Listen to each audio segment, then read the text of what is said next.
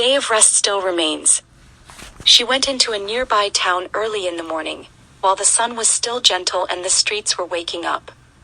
The market stalls were opening, children were laughing, and people hurried about their work. I stood in the open square with a worn Bible in my hand and a quiet prayer in my heart. I called out to the people not with loud words but with a message of hope. "Brothers and sisters," I said, "there is a rest that God promised long ago, and that rest still remains." Some stopped walking. Others drew closer. I told them the story found in Hebrews chapter 4, how God rested on the seventh day from all his works, and how that rest was not only for himself but for his people. I reminded them that even after Israel entered the land, God didn't spoke of another day, showing that his rest was not finished and not forgotten. "There remains," I read aloud, "a Sabbath rest for the people of God." The town grew quiet.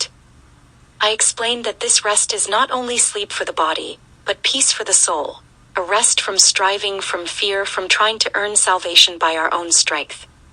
Just as God rested on the seventh day, he invites his people to enter that rest by faith, through repentance and by accepting the gospel of Jesus Christ, so that God may dwell in us, making us righteous in this present world and enabling us to reject transgression of the 10 Commandments, that we might be saved.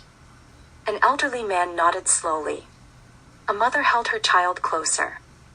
A young worker sat down on the edge of the fountain to listen.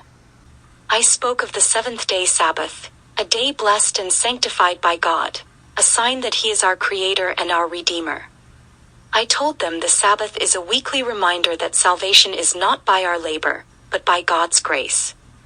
On that day we cease from our works just as God did from his. "Today," I said, "if you hear his voice, do not harden your hearts." Many listened. Some asked questions. Others simply sat in silence, feeling the weight and the beauty of the promise.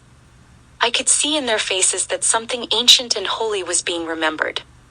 As the sun rose higher, I closed the book and prayed that the word would remain in their hearts. I left the town knowing that seeds had been planted, seeds of rest, faith, and obedience. For the promise still stands. There remains a Sabbath rest for the people of God.